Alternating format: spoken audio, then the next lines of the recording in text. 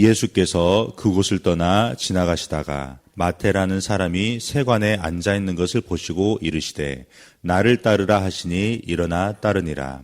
예수께서 마태의 집에서 앉아 음식을 잡수실 때 많은 세리와 죄인들이 와서 예수와 그의 제자들과 함께 앉았더니 바리새인들이 보고 그의 제자들에게 이르되 어찌하여 너희 선생은 세리와 죄인들과 함께 잡수시느냐. 예수께서 들으시고 이르시되 건강한 자에게는 의사가 쓸데없고 병든 자에게라야 쓸데있느니라. 너희는 가서 내가 긍휼을 원하고 제사를 원하지 아니하노라 하신 뜻이 무엇인지 배우라. 나는 의인을 부르러 온 것이 아니요 죄인을 부르러 왔노라 하시니라. 아멘. 오늘 본문의 이야기는 예수께서 마태를 부르는 것으로 시작됩니다. 그리고 또 세리와 죄인들과 함께 식사하셨다고 말씀하십니다. 이 말씀을 보면 예수님이 편견 없이 아무하고도 잘 어울리시는 분처럼 보입니다. 그러나 이 이야기는 일상의 평범함 속에 감춰진 놀라운 사실들을 우리에게 보여줍니다. 바로 예수님은 우리 왕이시며 왕이신 예수님께서 어떻게 우리를 통치하시는지를 보여주는 장면이 바로 마태와의 식사 장면이라는 겁니다. 9절에서 보면 예수께서는 마태를 보고 나를 따르라고 말씀하십니다. 마태는 세리였습니다. 당시 세리는 단순히 세금을 걷는 일에 종사하기만 한 것이 아닙니다. 자신들을 지배하던 로마 제국에 세금을 내기 위해서 동족인 이스라엘 백성들에게 그 이상의 세금을 물어 걷었습니다. 그리고 남은 재물은 자신들 몫으로 챙기던 그 행실들을 세리들은 하고 있었다는 겁니다. 그래서 유대 사회에서 세리는 민족의 배신자요, 하나님께 버림받은 자들, 그리고 언약 밖에 이방인 취급을 받던 존재였다는 겁니다. 그런데 예수님께서 그를 찾아가서 친히 부르신 겁니다.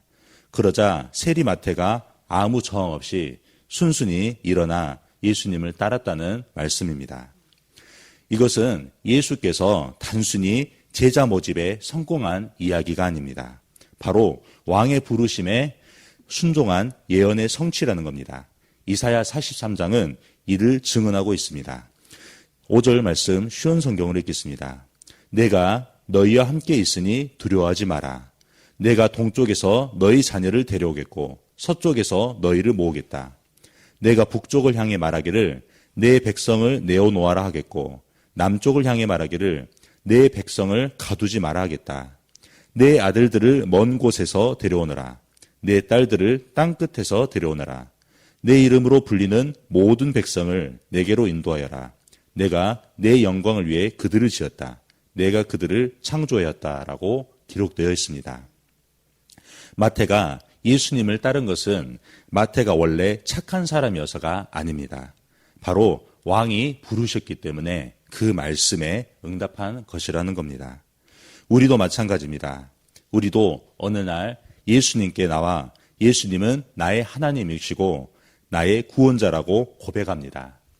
이것이 우리의 결단일까요? 아니라는 겁니다. 왕의 부름에 그의 백성이 순종한 사건이 바로 우리 인생에서 성취된 것입니다. 그러므로 우리가 예수 믿는 것은 예수님이 하나님 나라의 왕이심을 친히 드러내는 사건을 우리가 삶에서 경험하고 있는 겁니다. 예수님은 마태를 부르시는 데서 멈추지 않으셨습니다. 마태의 집에 들어가셔서 세리와 죄인들과 함께 식사하셨습니다. 10절입니다. 예수께서 마태의 집에 앉아 음식을 잡수실 때 많은 세리와 죄인들이 와서 예수와 그의 제자들과 함께 앉았더니라고 이야기하고 있습니다. 예수님께서 마태의 집에서 식사하는 일은 그냥 모여서 밥 먹는 일이 아니라는 겁니다. 당시 유대사회에서는 함께 식사한다는 것은 이보다 더 중요한 뜻이 있었는데요. 바로 연합을 뜻했다는 겁니다. 한마디로 말해서 이제 당신과 나는 모든 것을 함께 나누는 친구라는 뜻을 이야기하고 있습니다. 구약에서 보면 솔로몬은 자신이 통치하는 이스라엘 왕국에 시바 여왕이 오자 화려한 왕국에서 호화스러운 만찬이 준비된 그 식사 자리에 초대합니다. 자신의 재력과 능력을 드러내며 세상이 부러워하는 왕의 지위가 뭔지를 솔로몬은 시바 여왕에게 보여줬다는 겁니다. 시바 여왕의 지위 또한 오히려 솔로몬을 돋보이게 하는 그 상황에 단지 사용되었을 뿐이라는 겁니다. 그러나 참된 왕이신 예수님께서는 자신을 높이려고 이 땅 가운데 계신 것이 아니었습니다.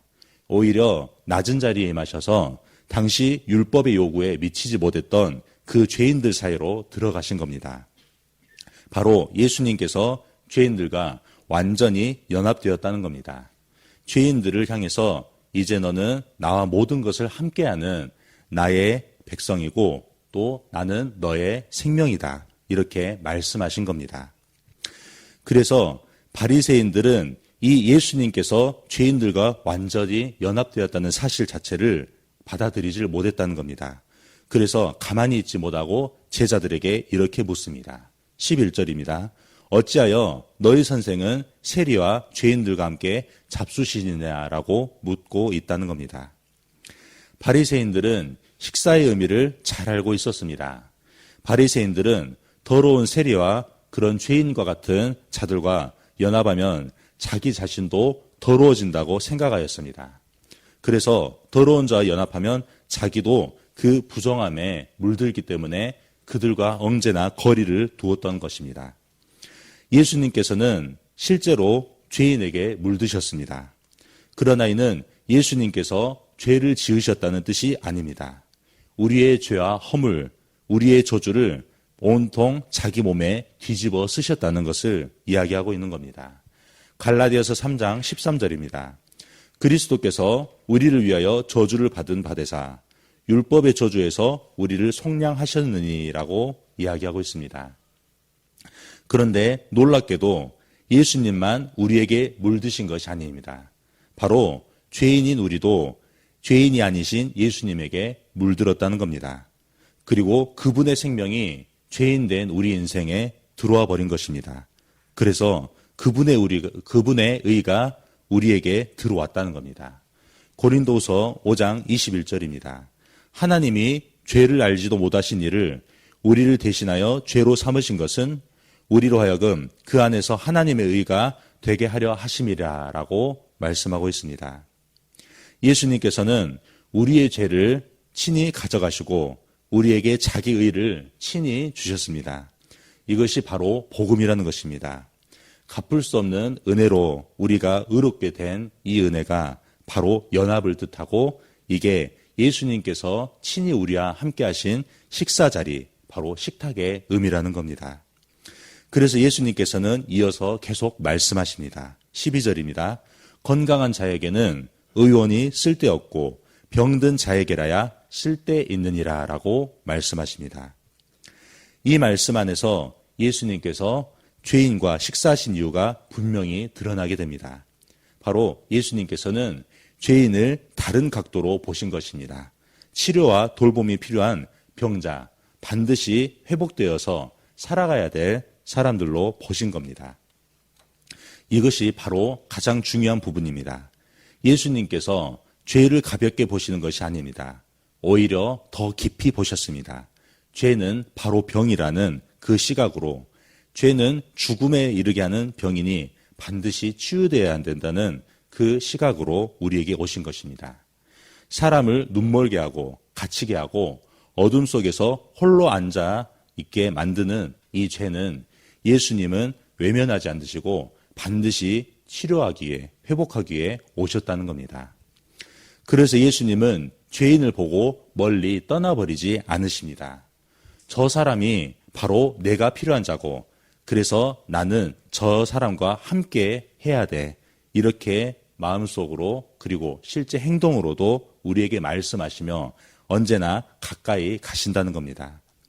그래서 예수님은 바리새인들에게 이렇게 말씀하십니다. 13절입니다.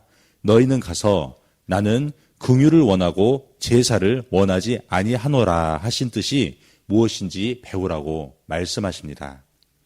이것은 호세아 6장 6절의 말씀을 인용하신 겁니다. 하나님께서는 예배를 싫어하신다는 뜻이 아닙니다. 문제는 예배라는 형식은 있는데 긍휼이라는 참된 그 내용은 없다는 것을 지적하신 겁니다. 바리새인은 종교의 행위는 있지만 긍휼은 없었습니다. 그래서 바리새인의 신앙은 언제나 분리의 신앙이었다는 겁니다. 죄인을 밀어냄으로써 그 죄로부터 물들지 않는 자신을 지키는 거룩이었다는 겁니다. 언제나 선을 긋습니다.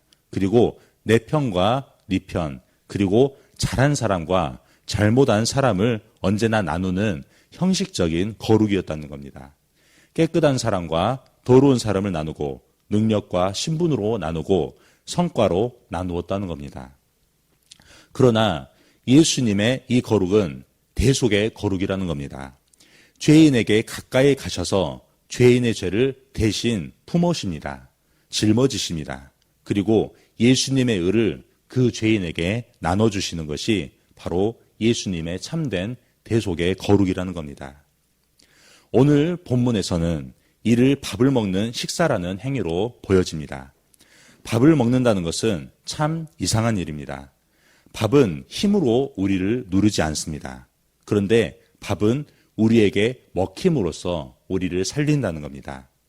우리 안으로 들어와 우리의 생명이 되고 피와 살이 됩니다. 그리고 오늘 하루를 살아갈 힘이 되고 반드시 그렇게 살게 하는 것이 우리가 먹는 바로 예수라는 밥의 힘입니다. 예수님은 친히 우리 인생의 밥이 되기 위해 오셨다는 겁니다. 우리를 힘으로 짓누르지 않으십니다. 우리의 밥이 되어주셨습니다. 그리고 예수를 밥으로 먹는다는 것은 바로 이러한 삶을 친히 이야기하십니다. 마태복음 16장 15절입니다. 이르시되 너희는 나를 누구라 하느냐? 시몬 베드로가 대답하여 이르되 주는 그리스도시요 살아계신 하나님의 아들이시니다 라고 말씀하고 계십니다. 예수를 구원자와 그리고 우리와 함께 하시는 하나님으로 믿고 고백하고 살아가는 것이 예수를 나의 구원자이시오 나의 왕으로 믿고 계속해서 예배의 자리에 나아가 하나님께 기도하고 찬양하고 또 하나님께 기도로 묻고 선포된 말씀으로 응답받는 그 실제적인 삶이 바로 예수를 밥으로 먹는 삶이라는 것입니다. 성도는 세상의 힘으로 사는 사람이 아닙니다. 예수로 사는 사람입니다. 그리고 세상의 질서로 버티는 사람이 아닙니다. 예수가 구원자이시고 하나님이시라는 그 진리를 붙고 사는 사람들이 바로 성도라는 겁니다. 결론입니다. 세상은 남을 먹어야 산다고 말합니다. 남을 이겨야 된다고 말합니다. 그리고 남을 이용해야 내가 살 수 있다고 그렇게 속이고 있습니다. 그러나 예수님께서는 진실을 말씀하십니다. 요한복음 6장 51절입니다. 나는 하늘에서 내려온 살아있는 떡이니 사람이 이 떡을 먹으면 영생하리라. 아멘. 이 말씀에 힘입어서 우리도 영생이신 예수님을 밥으로 먹고 살아야 합니다.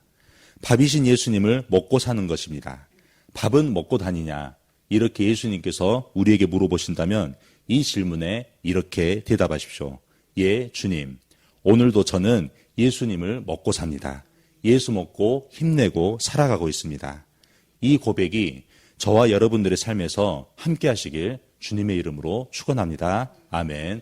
우리 함께 기도하겠습니다. 오늘 새벽에 주신 말씀을 묵상하면서 기도하시기 바랍니다.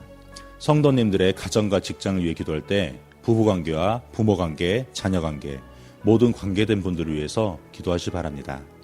미래세대의 청소년부를 위해서 기도할 때 섬기는 김지용 목사님과 순장들을 위해 기도하시기 바라며 청소년들의 가정생활과 학교생활, 나아가는 모든 관계 속에서 복음을 경험하도록 기도하시기 바랍니다. 종군마을을 위해서 기도할 때 마을장님과 순장님과 순원분들을 위해서 기도하시기 바랍니다. 오늘 목요 합심기도회와 양육과정이 있습니다. 바이블 코스가 오늘 저녁 7시 30분 기도실에서 있습니다. 담임 목사님의 건강과 성령 충만, 가정을 위해서도 계속해서 기도하시기 바랍니다. 이 나라와 민족과 북한과 열방을 위해 선교사님과 교회들을 위해 기도합니다. 해외 선교하시는 조병은 선교사님, 탄자니아 목회자 자녀들을 위해 사역하십니다. 광신대학교를 위해서 기도할 때 시설 관리자들에게 지혜와 체력을 주셔서 시설이 잘 관리되어지도록 우리 함께 기도하겠습니다. 사랑이 많으신 하나님 아버지 감사합니다.